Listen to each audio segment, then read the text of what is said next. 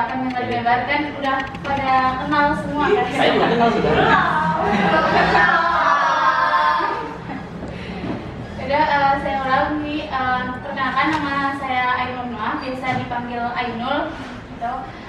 Ya, sebagaimana tadi yang disampaikan sama moderator, bahwasanya saya menjabat sebagai pimpinan umum grup media gitu. Makanya diberi amanah untuk sharing ya, kita bahasanya sharing aja karena nggak mungkin sih yang hadir di sini tuh belum punya basic terkait kepenulisan, sebenarnya udah punya gitu, cuma ya pada tawadu aja gitu.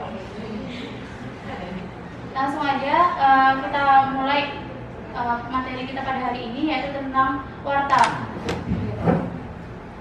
Kalau kemarin kan sudah dijelaskan terkait apa sih membaca itu seperti apa gitu. Kalau membaca kan katanya untuk membuka cakrawala dunia gitu.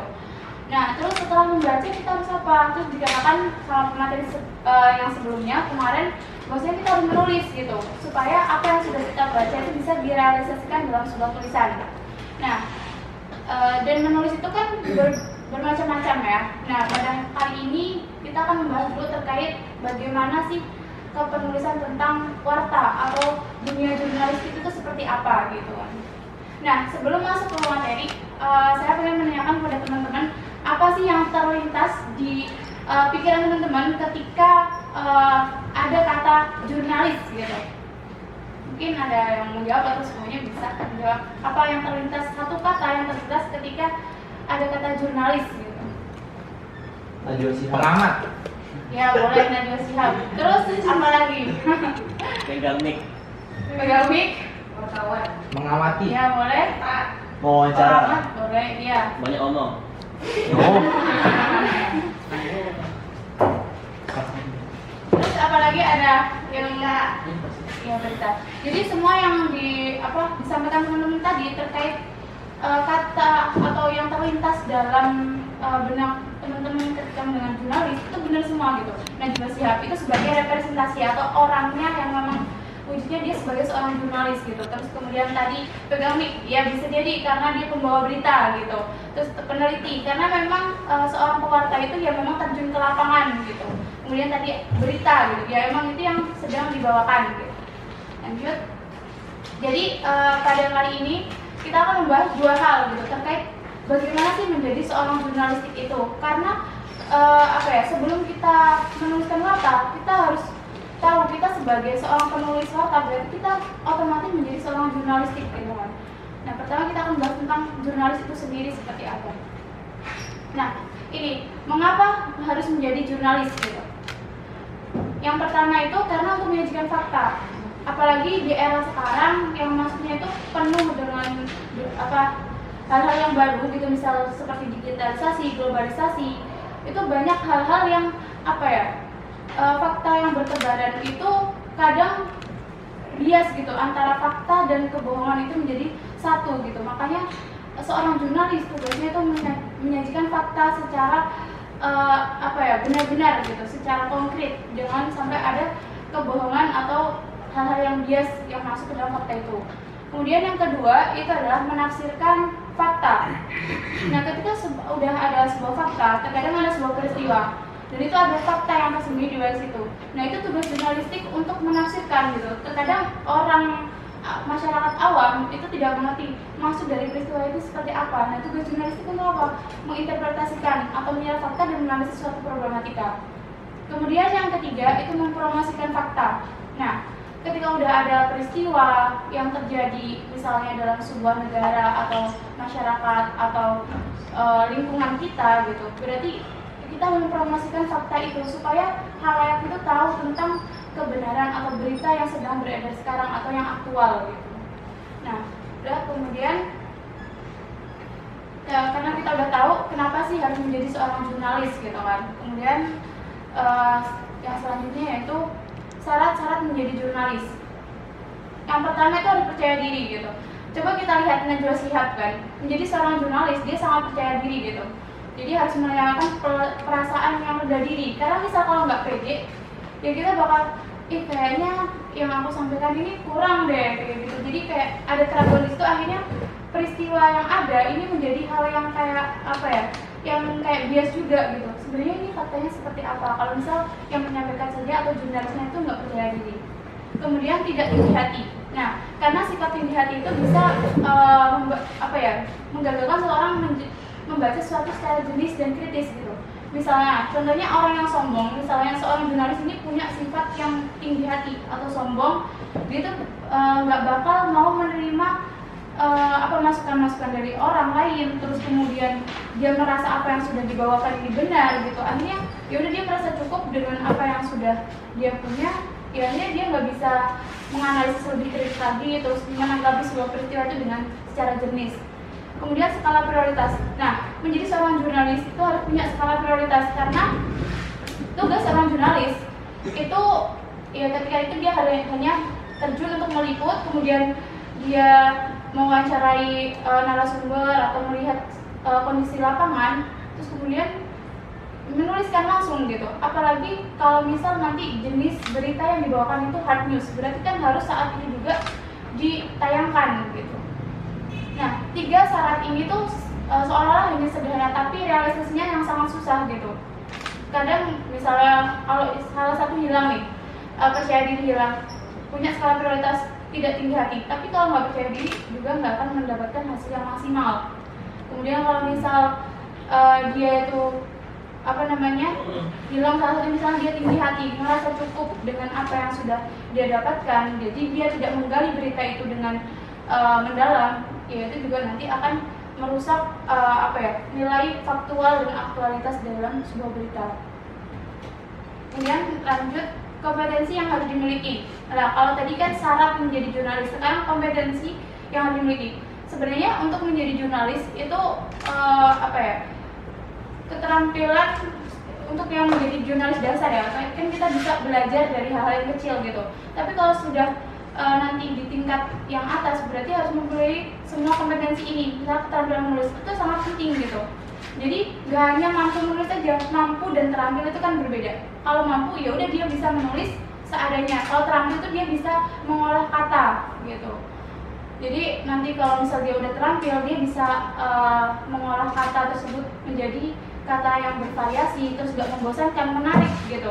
Kalau hanya mampu menulis, ya udah dia akan mewartakan berita itu ya sebagaimana rundown acara saja, tidak ada keterampilan di dalam tulisannya gitu.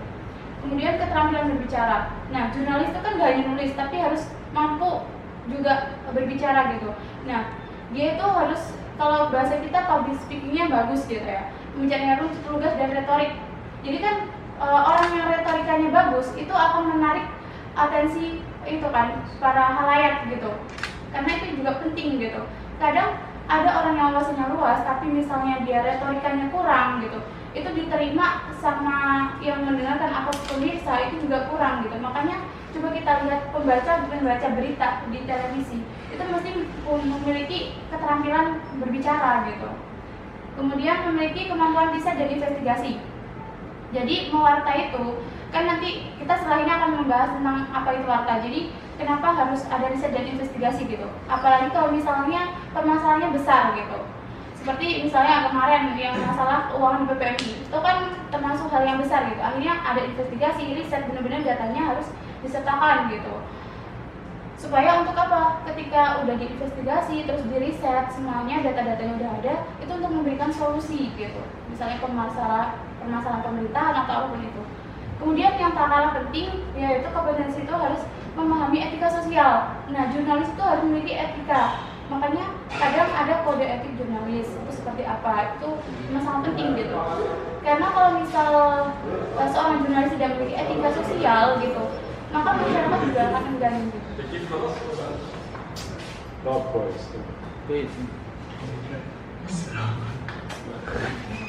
Kunci sih.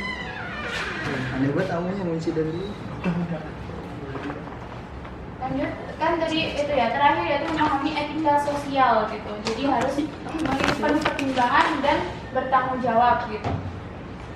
Kemudian lanjut, nah tadi kan kita udah mengenal tuh jurnalis itu harus seperti apa, sosok jurnalistik itu harus memiliki kompetensi seperti apa, syarat seperti apa, dan mengapa menjadi jurnalis kan sudah kita paparkan. Nah sekarang kita masuk ke wartanya itu sendiri gitu, atau produknya gitu.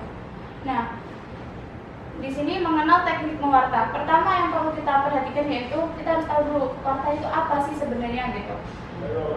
Kan kalau kita udah mendengar warta ya berita atau informasi gitu kan. Ya memang itu benar adanya. Jadi informasi baru ataupun informasi mengenai sesuatu yang sedang terjadi dan disajikan dalam bentuk cetak, siaran maupun website. Jadi warta itu gak hanya dalam bentuk tulisan, tapi bisa dalam bentuk itu siaran gitu. Kalau di kalangan mahasiswa sendiri itu memang kebanyakan itu pakai cetak atau dituliskan di website kan.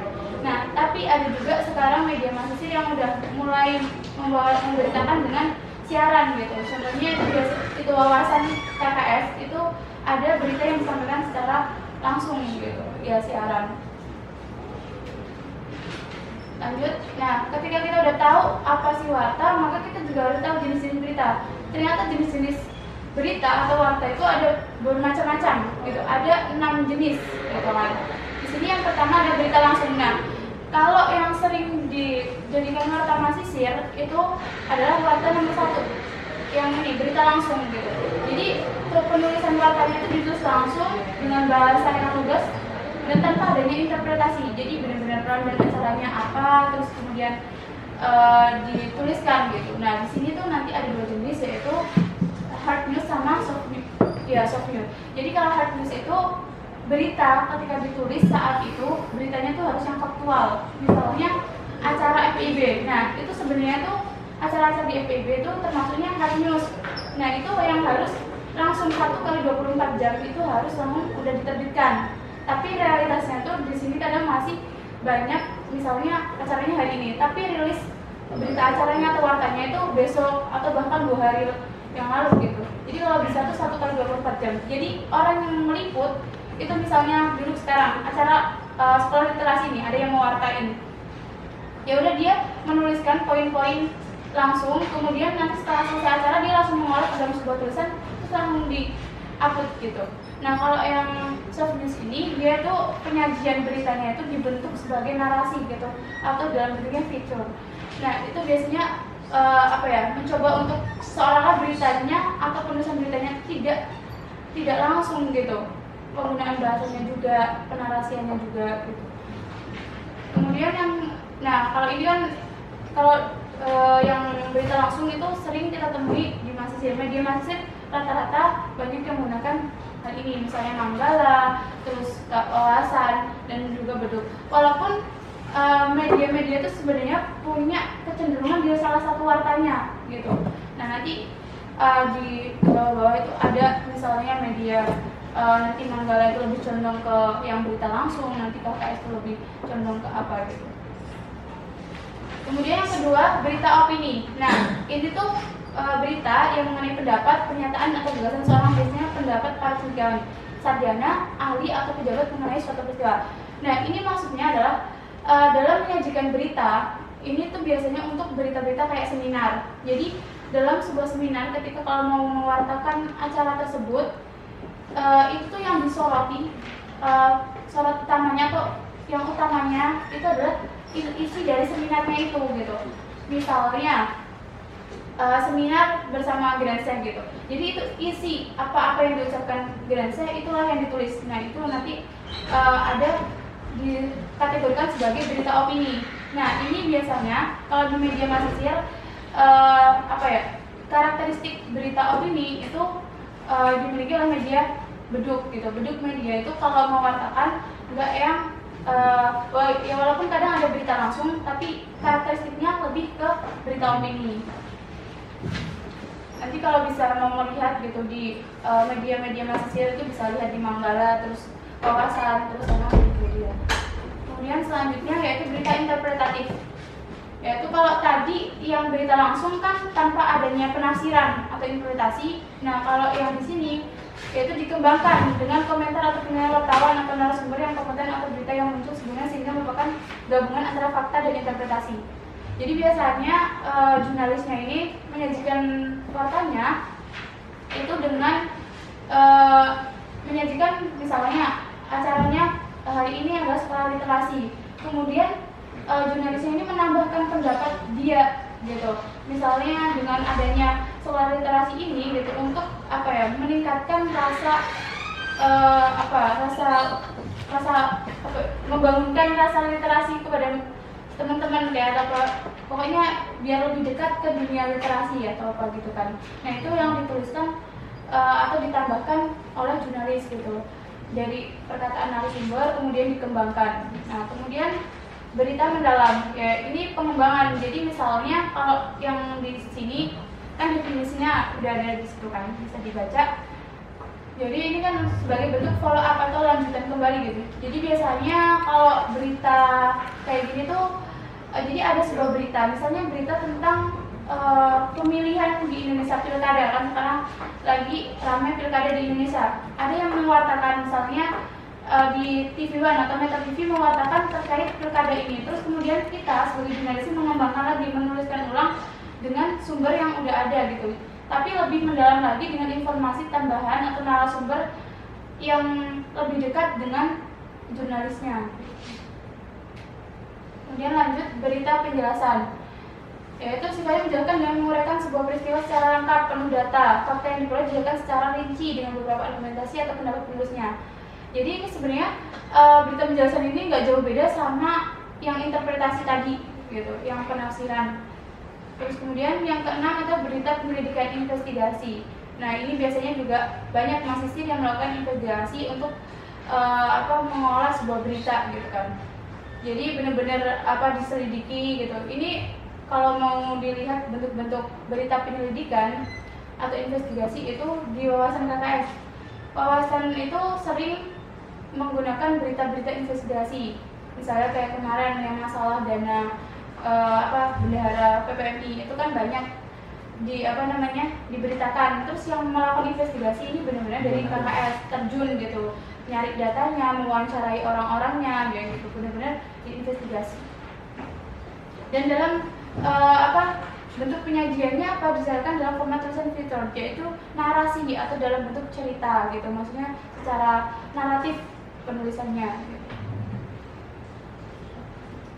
Kemudian tadi kita udah mengenal terkait apa itu jurnalis, terus apa itu warta, kita udah tahu gitu. Sekarang kita masuk ke teknik dalam menuliskannya itu seperti apa gitu. Ketika kita udah mengenal tentang dunia jurnalis itu seperti apa, kemudian warta itu apa, jenis-jenisnya apa saja, kita masuk ke 4 bagian besar yang harus diperhatikan.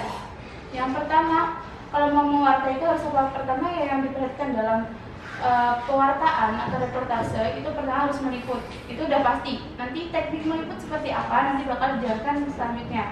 Terus bahasa jurnalistik, unsur berita, terus menulis hasil liputan.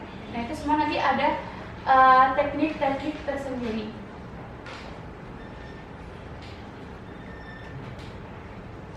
Nah pertama yaitu bahasa jurnalis. Nah, bahasa jurnalis itu ketika menulis itu harus yang baik dan efisien. Karena ini kan berita ya, jadi nggak boleh berbelit-belit atau menggunakan bahasa yang susah dipahami sama khalayak gitu. Terus harus efisien, nggak boleh bahasanya ya nggak sederhana gitu. Satu, jadi baik dan efisien itu harus seperti apa? Yang pertama itu harus mudah dimengerti, singkat dan padat makna. Terus kemudian jangan mengulang pesan gitu. Jadi di berita itu jangan mengulang-ulang apa yang udah disampaikan di atas kemudian diulang lagi gitu. Nih, menulis kalimat efisien. Ini kalimatnya tidak sederhana. Nah, nanti coba kan gini, Ketua Umum FPIB mengatakan bahwa jajaran pengurus tahun 2024 harus memiliki komitmen yang kuat untuk menciptakan kaderisasi yang memiliki integritas. Ini kan nggak sederhana kan gitu. Coba siapa yang mau mencoba menyederhanakan kalimat ini? Nanti setelahnya ada bentuk sederhana, tapi coba teman-teman mungkin bisa menyederhanakan.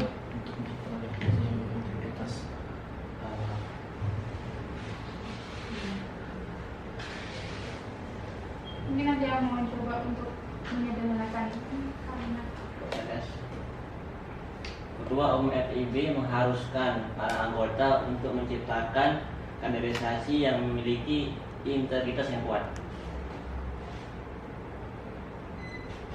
Gimana mengharuskan Anggotanya untuk untuk menciptakan standarisasi yang memiliki integritas yang kuat.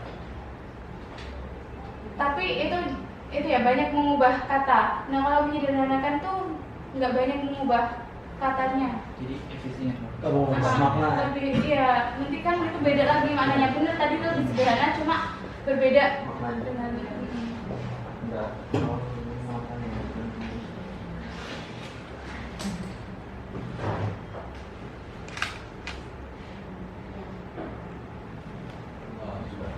iya. Ketua FEIB menyampaikan sebuah pesan kepada seluruh jajaran pengurus untuk menciptakan kaderisasi yang berintegritas. Untuk memiliki Itu untuk menciptakan kaderisasi yang memiliki integritas. itu tadi ada mengubah juga karena kan kalau ketua FIB gitu berarti kan ketua FIB-nya tuh banyak Ketua gitu, FIB. tapi lebih umumnya. Terus tadi ada pengubahan nih, salah satu katanya juga gitu. Oh, boleh diubah berarti? Cuma diringkas kata-kata doang. Iya, jadi biar lebih efisien gitu. Coba NM. Ketua Umum FPIB berkata bahwa jajaran pengurus tahun 2024 harus memiliki komitmen guna menciptakan kaderisasi yang berintegritas. Itu ya yang memilikinya dihapus ya.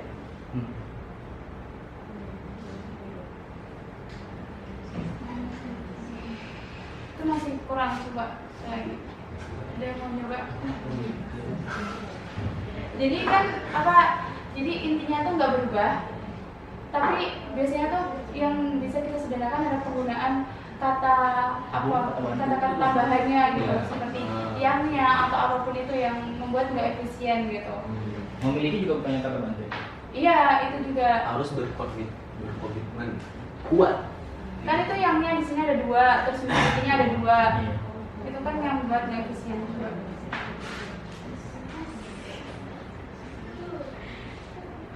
Ketua Umum FEIB berkata bahwa jajaran pengurus tahun 2024 harus berkomitmen kuat untuk menciptakan kaderisasi yang berintegritas. Itu Iya. Hampir. Iya. Coba ya, cewek. itu Ya, cewek. Hadiahnya apa? Hadiahnya udah disalin. Siapa operator? Boleh. Gitu kan? Hadiahnya putih sama. Jajaran pengurus tahun 2024 harus berkomitmen kuat untuk menciptakan kaderisasi yang berintegritas. Iya, bisa itu. Integritas.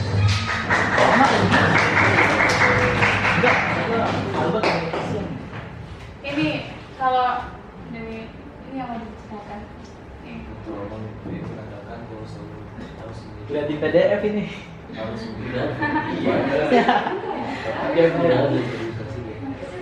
Nah, ini kan jadi kata bahwa itu bisa kita ganti dengan koma. Jadi mengatakan, karena udah mengatakan kan, nggak perlu bahwa itu juga udah bisa diganti koma. Terus memilikinya tuh cukup satu aja, memiliki komitmen kuat untuk menciptakan kaderisasi yang berintegritas. Jadi yangnya itu nggak perlu gitu. Kadang orang-orang tuh suka banget menuliskan itu dengan kata yangnya itu banyak banget gitu. Dan itu sebenarnya kan nggak bisa dalam satu kalimat menekan 2 yang itu nggak bisa. Pokoknya nanti kan itu jatuhnya pemborosan kata gitu, jadi nggak efisien. Lanjut unsur berita. Tadi kan udah itu ya terkait tadi bahasa jurnalistik. Tadi ada pokoknya harus yang efisien, gitu. Terus mudah dimengerti. Nah sekarang unsur berita. Yang pertama itu harus fokus. Terus fakta, nilai berita 5W plus 1H, sumber dan etika. Nah etika tuh dalam dunia jurnalistik selalu diikutkan, karena itu sangat penting. Unsur berita ada fokus, fakta, nilai berita 5W plus 1H, sumber dan etika. Nah pertama itu fokus. Nah untuk salah satu cara paling mudah untuk melihat fokus itu dengan melayangkan pertanyaan. Pokoknya kalau misalnya kita mau mewartakan sesuatu, kita harus melayangkan sebuah pertanyaan. Kadang kan ada kita pengen mewartakan sesuatu tapi dalam mewarta sebuah acara gitu. Jadi biar kesannya warta yang kita tuliskan itu nggak hanya rundown acara gitu. Soalnya kadang ada warta itu cuma tempat, kemudian acara setelah ini, udah kayak gitu. Jadi apa nih yang baru, yang menarik apa buat kita baca warta ini gitu. Kan nggak ada. Terus apa yang beri dampak pada publik? Terus dampaknya pada publik apa, itu sangat penting banget. Itu untuk menentukan fokus kita menuliskan sebuah warta. Terus nilai berita. Tadi kan udah fokus, sekarang nilai berita. Nilai berita itu harus kebaruan. Makanya tadi kan yang untuk menentukan fokus kan apa sih yang baru gitu. Karena nilai berita itu bisa sangat memiliki nilai tinggi kalau misal dia ada unsur kebaruan. Kalau misal biasa aja rundown acara ya udah gitu, ngapain sih? Jadi orang juga males baca berita gitu kan. Terus relevansinya, terus pengaruhnya juga, emosi, popularitas, ketidakwajaran, konflik. Jadi dalam warta ketidakwajaran itu justru yang diminati gitu. Karena kan ya yang diwartakan hal-hal yang aneh gitu, gak mungkin kan yang biasa aja diwartakan gitu. Misalnya ya warta-warta di berita-berita di Indo kan yang di hal yang ketidakwajaran semua gitu. Nah itu yang menarik gitu kan. Jadi nilai berita itu bisa tinggi gitu kalau ada beberapa unsur di ini gitu. Emosionalnya juga harus dituangkan. Terus popularitas, makanya biasanya jurnalis tuh haus akan itu kan berita-berita yang lagi populer itu langsung dikejar gitu kan. Ya karena itu memang untuk menarik atensi publik gitu. Kemudian 5W + 1H. Ya kan ini udah tahu ya dari dulu pas di sekolah juga udah ada gitu. Nah, ini harus dipraktekkan dalam sebuah berita, dalam menyusun berita gitu. Jadi berita itu kalau bisa itu paragraf pertama itu harus mengandung 5W 1H. Gitu, nanti abis ini ada contohnya. Jadi apa yang terjadi, di mana hal itu terjadi. Oh ya, kapan ini? Oh ya, ini kok double ya? When gitu harusnya. Oh ya, itu harusnya kapan hal itu terjadi, terus siapa yang terlibat dalam kejadian itu, terus kenapa hal itu terjadi, terus bagaimana peristiwa itu terjadi gitu. Nah, ini contohnya. Jadi paragraf pertama itu harus mengandung 5W 1H. Nah, nanti untuk detail kejadian atau peristiwanya itu bisa di paragraf setelahnya. Jadi di paragraf pertama tuh harus mengandung 5W 1H. Misalnya kayak gini ya. Anggota Balai Jurnalistik Forum Pelajar Indonesia BUUS itu sebagai subjeknya. Kan sebagai siapanya sih gitu. Siapa yang melakukan kunjungan jurnalistik gitu kan. Terus apa gitu. Terus apa yang dilakukan oleh Forum Pelajar Indonesia BUUS, yaitu melakukan kunjungan jurnalistik gitu kan ke penerbit dan Al-Ma'arif di Jalan Talaat Al-Harb, Kairo. Nah, itu di mananya. Terus kemudian kapannya? Itu hari Sabtu tanggal 2 bulan 6 misalnya. Terus kunjungan tersebut dimaksudkan untuk memahami proses kerja di sebuah penerbitan. Itu ada di Karna. Terus para peserta dengan antusias mengikuti penjelasan yang diberikan pihak dan Al-Ma'arif itu bagaimana. Terus kemudian detail-detail peristiwanya itu bisa dituliskan di paragraf setelahnya. Misal hasil wawancara, terus kemudian interpretasi penulis, gitu, pewarta, itu bisa dituliskan setelahnya. Nah, yang terpenting adalah paragraf pertama itu udah mengandung 5W 1H ini gitu, biar langsung jelas gitu. Kadang kan ada beberapa misalnya kalau dalam warta kan harus semuanya ini harus ada gitu. Kalau misalnya ada salah satu gugur itu sebenarnya wartanya kurang gitu, maksudnya kurang akurat.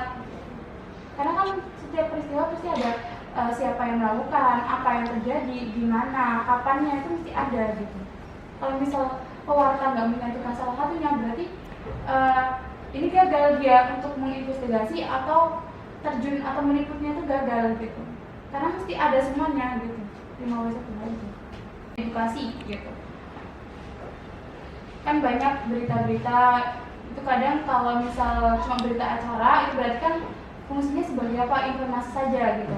Tapi berita-berita yang misalnya tentang peristiwa atau kejadian yang sedang ramai itu untuk menyadarkan kepada halayak juga, atau sebagai hiburan. Hiburan di sini mungkin bisa jadi karena kadang kan orang suka membaca koran atau membaca berita-berita sebagai hiburan dia gitu, atau sebagai hobi dia karena membaca terus edukasi gitu. Di dalam berita itu kan misalnya ada kejadian yang masalah misalnya pembunuhan gitu kan, itu kan ada edukasi di dalamnya situ gitu. Jadi kita tahu nih melakukan hal tersebut itu yang nggak baik gitu, maksudnya berdampaknya demikian gitu. Nah, teknik meliput berita. Pertama, tentukan ide, kemudian lakukan riset, tentukan fokus, mengumpulkan data. Ini cara meliput berita. Pokoknya ide, gagasan. Jadi kita harus paham dulu nih, acara ini tuh sebenarnya untuk apa sih gitu. Kita harus udah paham dulu gitu. Jadi nggak datang terus kita nggak tahu ini acaranya apa, cuma denger aja, akhirnya nanti jadi beritanya cuma ya udah nonton acara aja gitu. Terus melakukan riset. Kita harus tahu dulu acaranya ini tuh apa nih, siapa yang mengadakan, tadi semuanya itu ya, yang 5W11 itu salah satu bentuk risetnya.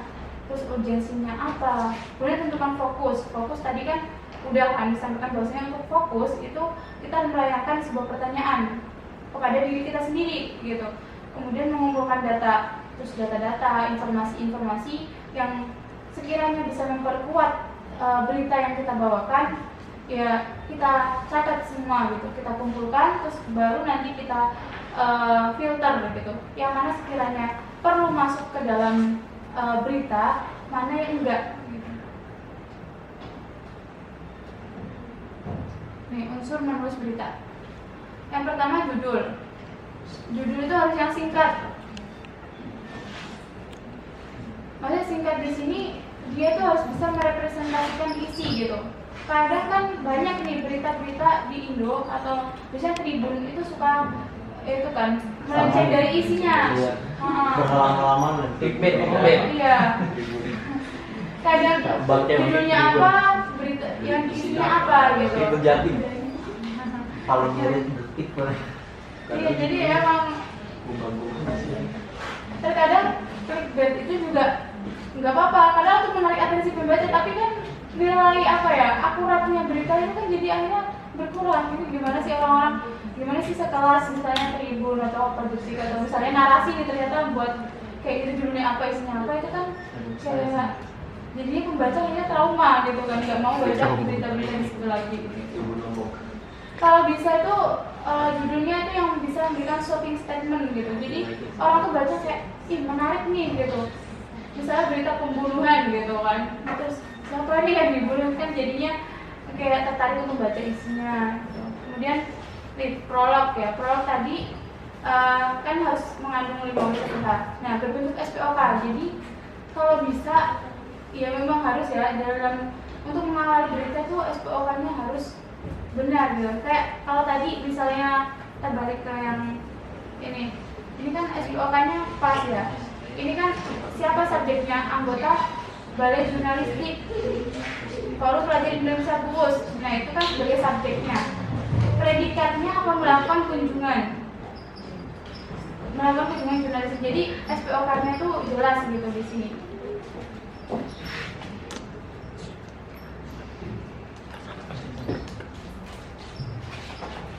Nah terus jadi prolognya itu harus membentuk SPOK, kemudian atraktif, jadi bisa kayak menarik atensi pembaca juga, interaktif. Jadi harus pengenalan. Udah ada percuma lewat aja. Lanjut. Lewat aja. Terus kalau misalnya tadi kan mulai dikatakan di prolog harus harus semua meliputi 5W1H karena dia sebagai pengenalan gitu. Jadi makanya harus ada 5W1H dalam prolog tersebut. Isi berita. Nah, tadi kan lead-nya tadi yang mengandung 5W1H, kemudian isi beritanya itu nanti penjelasan setiap paragraf berisi satu ide. Jadi misalnya di paragraf ini idenya apa, harus satu ide gitu. Gak bisa satu paragraf itu memiliki 2 ide. Nanti dia kurang efisien dan akhirnya nggak jelas arah beritanya. Kemudian yang terakhir yaitu epilog atau ekor berita. Nah itu penutupnya bisa dikasih dengan bentuk wawancara atau perkataan seseorang bisa untuk menutup sebuah berita tersebut, atau kelemahan atau kekurangan dari acara ini gitu misalnya. Terus jadi untuk menyusun berita juga kita bisa menggunakan konsep piramida terbalik. Jadi justru yang kita utamakan dalam sebuah berita itu ada fakta paling bernilai. Jadi fakta yang paling bernilai itu apa misalnya dalam acara sekolah literasi ini, apa fakta yang paling bernilai? Itu yang kita harus ketenangkan terlebih dahulu. Kemudian penjelasan, kemudian baru ide. Kita pakai konsep piramida terbalik gitu, supaya fokus prioritas menulisnya itu jelas dan maksudnya nanti bisa menarik pembaca juga gitu. Makanya fakta yang paling bernilai itu sangat penting. Apalagi hal yang berbeda dari yang sebelumnya gitu, itu menarik sekali. Penjelas terus kemudian ide. Nah, kemudian teknik wawancara. Terus pertama itu riset. Kita harus riset dulu. Jadi sebelum melakukan wawancara kita harus riset, misalnya ke toko seseorang, misalnya Gresen gitu. Kita harus paham dulu nih fokusnya Gresen di mana. Kita harus riset terlebih dahulu, tahu siapa beliau, siapa orangnya, terus apa spesifikasinya beliau kayak gitu. Jadi harus melakukan riset dulu. Kemudian dari pertanyaan tertutup. Jadi kalimat pertanyaannya itu harus berupa bagaimana, mengapa, dan apa gitu. Jadi kalau pertanyaan tertutup itu seperti nanya siapa, kapan, di mana gitu. Misalnya kita wawancara seorang dengan kata di mana, misalnya untuk membahas terkait apa ya, kita mau meneliti biografi seorang, terus kita nanyanya di mananya gitu. Dan itu kan pertanyaan tertutup. Apalagi kalau misalnya kita mau wawancara kepada syekh atau ulama-ulama besar, itu kan waktunya sangat sempit ya. Kita itu nggak bisa kayak nanya hal yang remeh gitu. Jadi kita harus tanya yang sekiranya jawabannya itu langsung banyak gitu. Jadi harus bagaimana, langsung ke bagaimana atau apa gitu. Jadi soalnya pengalaman saya pernah mewawancarai Dr. Habibullah di Azhar waktu itu. Nah, beliau itu kita nggak bakal bisa kayak meminta waktu beliau banyak gitu. Jadi setelah beliau dares, kita langsung harus wawancara langsung. Dan itu waktunya cuma sebentar, 5 menit atau cuma 4 menit. Jadi kita harus pertanyaannya tuh benar-benar padat dan pertanyaannya yang nggak tertutup gitu. Jadi langsung bagaimana gitu. Soalnya apalagi kalau misal orang Mesir atau orang-orang tokoh-tokoh luar itu suka diberikan pertanyaan yang mana itu umum dan maksudnya, tapi itu nanti jawaban beliau itu bakal mendetail gitu. Soalnya nanti jawaban para masyayikh itu biasanya seperti khutbah gitu. Jadi kita nanti bisa mengolah lagi hasil wawancara kita. Terus kemudian menggunakan kalimat ringkas. Jadi intinya apa gitu, jangan misalnya mau tanya tentang bagaimana sih turus di Azhar, tapi kita bertele-tele dulu terkait seperti yang kita ketahui bahwasanya Azhar gini, terus baru pertanyaan, kan itu kayak menyita waktu gitu kan. Langsung aja kalimat satu kalimat atau pokoknya yang langsung menuju ke inti yang bakal kita tanyain gitu. Terus kemudian poin selanjutnya adalah jangan mengulang pertanyaan. Kadang kan kalau kita wawancara terus grogi itu kan bisa jadi pertanyaannya kita berulang, padahal tadi sudah ditanyakan, terus kita tanyakan ulang. Nah itu harus dihindari dalam wawancara. Terus kemudian beretika saat menanggapi narasumber. Nah jadi kita harus merendahkan menjadi seorang yang rendah hati gitu kalau misal mewawancarai gitu kan. Walaupun jawaban narasumber ini misalnya kurang memuaskan, kita nggak boleh langsung kayak tapi ini kan kayak gini gitu kan. Kadang, nah makanya tadi itu berkaitan juga tentang bagaimana sih cara menjadi jurnalistik, nggak boleh tinggi hati tadi gitu. Makanya jadi harus beretika menanggapi narasumber. Ya udah kita terima aja, mungkin dengan bahasa yang santun. Terus kemudian kita menanyakan ulang, kayak menekankan kembali gitu bahasanya. Misalnya dia ternyata jawabannya kok kurang memuaskan ya gitu. Nah itu nanti bisa ditanyakan tapi dengan cara yang sopan atau yang beretika gitu, tidak menggurui narasumber justru gitu. Terus ini ada contoh naskah berita, bisa dibaca nanti. Ini salah satu contoh berita yang dimiliki Berita Media, tapi ini dalam bentuknya naskah. Itu ada di buletinnya.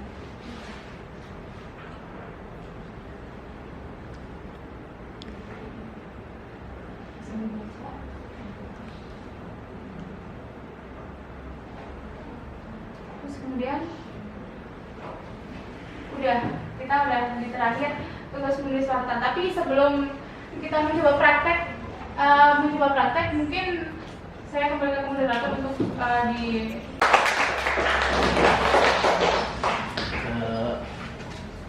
kata-kata apa yang disampaikan benar-benar daging semua isinya ya. Semua inti-inti dari pewartaan dan jurnalistik disampaikan dalam hal yang ringkas dan mudah dipahami insya Allah ya. Lanjut ke sesi pertanyaan. Mungkin ada beberapa teman kita yang masih kebingungan nih ataupun masih rancu dalam penjelasan tadi, ataupun ada suatu hal baru yang ingin ditanyakan seputar warta dan jurnalistik. Mungkin pertama dari saya dulu kali ya, Ustazah. Ada satu pertanyaan di seputar syarat sederhana sebagai jurnalistik gitu. Kan tadi ada poin skala prioritas tuh. Apakah boleh seorang jurnalistik memberikan skala prioritasnya menggunakan pandangan subjektif gitu? Contoh kayak acara ini nih. Saya sebagai jurnalis memprioritaskan skala prioritas saya ke ini. Contohnya pematerinya cantik banget nih. Itu saya akhirnya berita yang saya buat itu menjurus ke pemateri yang cantik gitu. Sebenarnya langsung dijawab apa mau? Boleh langsung jawab aja men. Jadi kalau skala prioritas kan tadi sudah dijelaskan bahwasanya setiap jurnalis itu punya karakteristik juga masing-masing gitu. Kadang misalnya dia tertarik untuk menyurati hal-hal yang subjektif, tapi tidak melupakan hal yang objektifnya gitu. Jadi secara masyarakat, pendapat masyarakat terkait acara itu juga perlu diperhatikan gitu. Karena kan kalau misalnya subjektif nanti dari sisi si jurnalis aja ya. Makanya tadi ada beberapa jenis berita gitu kan. Nah, itu nanti bisa menjadi berita yang interpretasi. Jadi ada pendapat dari jurnalisnya itu sendiri gitu. Seperti itu ya. Mungkin ada teman-teman yang mau bertanya. Iya, ada. Mau nanya 2 pertanyaan. Yang pertama, ketika misalnya kita itu mewawancarai seseorang, itu gimana ya? Maksudnya emotional manajemennya. Biar kita tuh mungkin karena misal kita baca berita aja kan, kayak misalnya berita di Indo nih, kita baca jawaban-jawaban dari narasumbernya aja itu kan bikin emosional gitu kan. Terus juga kalau misalnya lihat Mbak Nana gitu, kalau misalnya lagi mewawancari seseorang gitu. Nah, kadang di situ tuh saya pribadi tuh membayangkan ketika berada di posisi si wartawan ini, belum tentu saya itu bisa kepancing gitu emosinya. Itu sih, kayak maksudnya biar nggak mudah terpancing emosinya, dan akhirnya kita bisa tetap berpikir dengan jernih gitu. Dan pertanyaannya tidak terlalu emosional. Terus yang kedua, ini mau dijawab? Iya, gua kalau Langsung. Oke, pertanyaan kedua, sebenarnya menurut Kak Emma sendiri itu kalau misalnya kan kita misal mau udah meliput berita, nah tapi habis itu dari instansi terkait itu menagih berita dari kita, tapi dengan menghadirkan POV dari instansi tersebut. Mereka kayak request gitu loh. Nah, tapi dari aku pribadi aku nggak mau, aku menolak itu gitu. Nah, jadi sebenarnya kan emang salah satu dampak berita itu kan bisa menjadi opini publik gitu kan. Nah, sedangkan POV yang diberi dari instansi tersebut itu hanya untuk diplomasi dia dan mengharumkan nama instansi tersebut. Padahal sebenarnya mungkin dari saya sebagai wartawan itu tidak melihat hal itu gitu. Tapi hal lain yang sebenarnya terjadi itu ya seperti apa gitu. Nah, itu sebenarnya gimana gitu. Boleh apa enggak sih kita tuh menulis berita itu untuk ya pembimbing opini yang seperti itu gitu. Dan penolakan saya itu sebenarnya sah-sah saja atau gitu. Nah,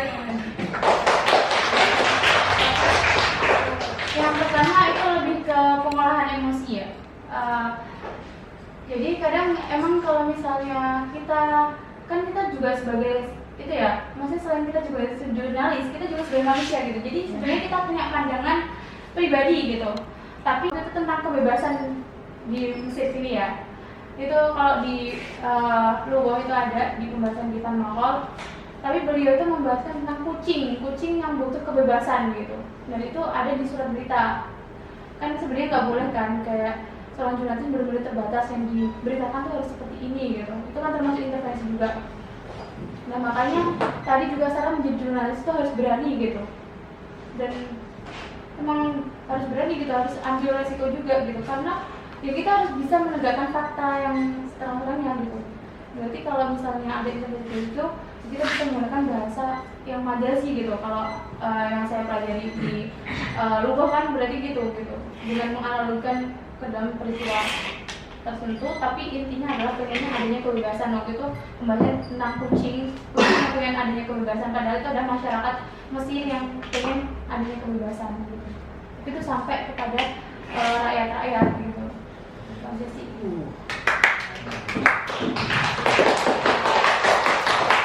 Mungkin satu lagi pertanyaan yang bisa dilontarkan oleh, ada yang mau bertanya? Aidil mau bertanya Aidil? Ya, satu. Terima kasih. Saya ingin bertanya tentang seorang jurnalistik dalam menulis sebuah berita. Itu tadi kan ada 4 bagian besar yang harus dia perhatikan. Di sini saya ingin menanyakan tentang poin bahasa jurnalistik. Seorang jurnalis harus memiliki tiga makna yang harus dia sertakan di dalam tulisan dia, yaitu mudah dimengerti, singkat dan padat makna, dan tidak mengulang pesan. Yang ingin saya tanyakan adalah hal apa yang harus dia lakukan atau modal apa agar dia itu memenuhi 3 unsur tadi, agar bacaan atau tulisan dia itu mudah dimengerti dan tidak bertele-tele. Nah, udah ada lagi. Langsung aja yang dijawab. Jadi kan tadi ada beberapa kompetensi yang harus dimiliki seorang jurnalis gitu kan, harus mahir gitu. Nah ketika dia sudah mahir menulisnya itu, jadi gak cuma mampu menulis kan tadi, harus mahir dalam menulis gitu. Ketika sudah mahir berarti dia sudah bisa mengolah kata dengan singkat itu tapi mudah dimengerti dan lugas gitu. Jadi memang harus ada latihan-latihan menulis gitu. Kalau misalnya kita bisa mulai dari hal kecil gitu. Di lingkup FPIB itu kemarin-kemarin itu kan ada berita acara di setiap acaranya. Kayaknya sekarang saya belum pernah melihat ada berita acara ya di setiap kegiatannya. Mungkin setelah ini bisa ada berita acaranya gitu. Soalnya dari dulu kan udah ada nih, perlu harusnya dikembangkan lagi gitu. Tapi sekarang belum ada, mungkin setelah ini ya baru ada. Jadi itu emang harus banyak latihan menulis, terus dan juga baca. Jadi baca itu penting banget. Jadi ada kaidah EYD itu kan, itu bisa dibaca. Terus bagaimana sih cara mengolah kata supaya dia bisa jadi efisien, terus kemudian baku dan enggaknya itu juga harus diperhatikan. Jadi harus banyak baca, terus kemudian juga menulis gitu, latihan menulis terus supaya bisa terampil dalam menulis itu gitu. Jadi nggak hanya cuma mampu menulis tapi juga harus terampil. Oke, dari ini ejaan yang digunakan. Mungkin nanti saya kirim ya, ada Yang beberapa. terbaru atau yang lama? Yang terbaru insya Allah itu ada banyak banget kan. 2022 ya terakhir. Apa 2023? Soalnya sebelumnya PWB terus Iya. udah baru UYD. Iya. Pokoknya kalau nggak 2022, 2023 kayaknya. Nama ya ini. Kalau yang 2024 belum ada. nanti insya Allah dikirim. Oke. Mana sih? Mungkin sekian ya dari Oh, udah. pertanyaan-pertanyaan. Mengingat waktu kita terbatas,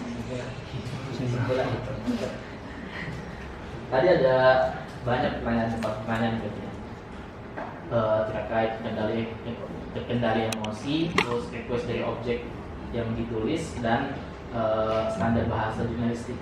Tadi pun dijawab dengan jawaban yang sekiranya sangat menjawab lah dari pertanyaan-pertanyaan. Lanjut kita habis ini ada latihan menulis one-test. Ya mungkin praktek aja sih tadi yang prolognya jadi bagian yang 5W1H-nya aja gitu. 5W1H. Yang tadi Oh, ini kepala tadi. yang ini coba kan udah ada beberapa kegiatan FEB yang udah berlalu kan, coba bisa nanti mungkin ada beberapa 1 atau 2 orang yang membacakan ke depan gitu, terus mencoba untuk mempresentasikan mana yang siapanya, mana apa sih acaranya, di mana acaranya, terus kapannya gitu. Boleh, mana?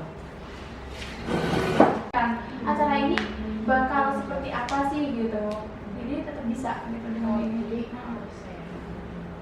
Jadi tetap jadi nanti bukan melakukan tapi akan mengadakan begini gitu, tetap bisa.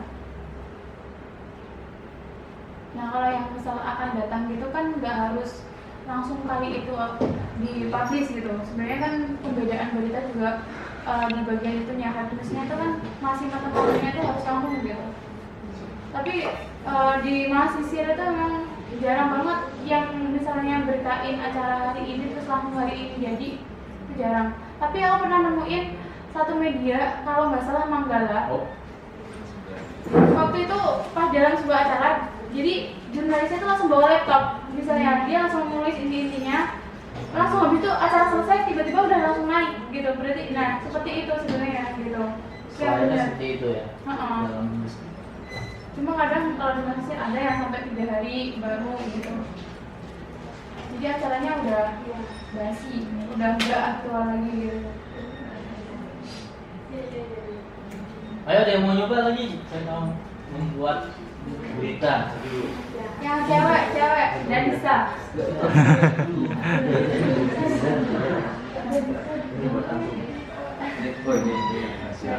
Nanti dulu sampai dulu.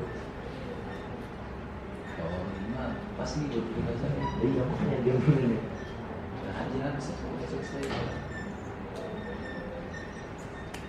Yang cewek nyoba. Siapa yang nyoba? PSDM-nya sendiri coba. Kan yang punya acara. Nah itu. Jadi Aidil. Aidil. Tidur Silaturahim antar para anggota FEB. Para peserta sangat antusias mendaftarkan diri demi meraih kemenangan. Ya, boleh sih kayak gitu. Cuma itu kan masih terlalu nempel ya pakai bahasanya gitu. Jadi bisa kalau diolah dengan kata-kata yang lain misalnya. ketipu. Iya. Oh iya, siap. Sekolah itu kan ngalir tuh budaya bahasanya. Tapi bisa dibalik kan ya? How di depan, Bisa. Bisa. when di belakang. Kayaknya termasuk ini juga nggak sih Kak, di judul, karena judul sesuai dengan kata awalnya. Iya, tapi kadang ada juga biasanya judul itu boleh mengutip kayak kadang ada perkataan seseorang ditaruh di judul gitu. Ada juga kata awal gitu. Atau dia mengambil inti dari dari berita itu intinya apa gitu. Kalau di judul itu yang penting dia bisa representasi. Misalnya ada perkataan seseorang tapi itu justru bisa menarik atensi pembaca, ya udah bikin judul misalnya ketua PPMI ngomong apa gitu, bisa. Kayak gini ya. Kak, kalau misalkan kita sebagai jurnalistik terus membaca tulisan jurnalis lainnya, kemudian kita tiru tulisan tersebut dan kita bikin tulisan yang sama tapi hanya beberapa kalimat saja yang kita ambil, itu gimana dalam dunia jurnalisme? Boleh nggak seperti itu atau harus dia cantumkan saya ngambil dari tulisan ini? Beritanya sama. Sama. Berarti itu nanti masuknya ke bagian yang tadi kan ada beberapa jenis berita. Kalau nggak salah masuk ke yang apa? Tadi explanatory itu kalau nggak salah. Nah, gimana? Apa? Ini lagi buat berita tadi. Jadi itu nanti bisa mengambil tapi bukan meniru gitu, tapi mengembangkan kita. nggak boleh. Kalau misalnya menurut cuma mengganti kata-katanya itu tetap masuknya plagiasi. Tapi jadi plagiasi itu ada tingkatannya. Ada plagiasi yang benar-benar semuanya ditiru, ada yang dia nanti parafrase. Nah itu juga nggak boleh. Sebenarnya itu maksudnya masih dalam bentuk kategori plagiasi, cuma tingkatannya masih ya lumayan lah, dia masih ada usaha untuk mengganti kata gitu. Tapi secara ide kan sama. Kalau bisa sih dikembangkan gitu. Maksudnya menyambungkan dari sumber berita yang diliput oleh misalnya wawasan Mesir gitu. Itu membahas tentang ini, tapi kita sebagai jurnalistik misalnya dari media FIB, jadi kita dikembangkan gitu, mencari coba lebih dalam lagi atau mewawancarai orang yang berbeda gitu. Ada orang berarti. Hah? Coba tanya mau buat kita nih. Iya boleh. Balik. Terjadi pembunuhan di belakang Masjid Azhar oleh polisi, Serem banget ya. Polisi lagi. oleh Mabahis kepada salah satu mahasiswa yang tinggal di belakang Azhar. Serem banget ibu. Diduga motif pembunuhan adalah sakit hati Mabahis yang tidak dapat Dolar. kompensasi atas kompensasi izin tinggal lah, kompensasi izin tinggal. Itu udah menyentuh kronologinya seperti apa pembunuhannya, berarti kalau maunya. Maunya. ya. Apa yang ditusuk? Nah, Belum kan? Korban meninggal setelah dilarikan ke rumah sakit Hussein Mengalami apa korbannya? setelah mendapat 3 kali tusukan di bagian kepala. Buset, serem banget. Psikopat bapak itu.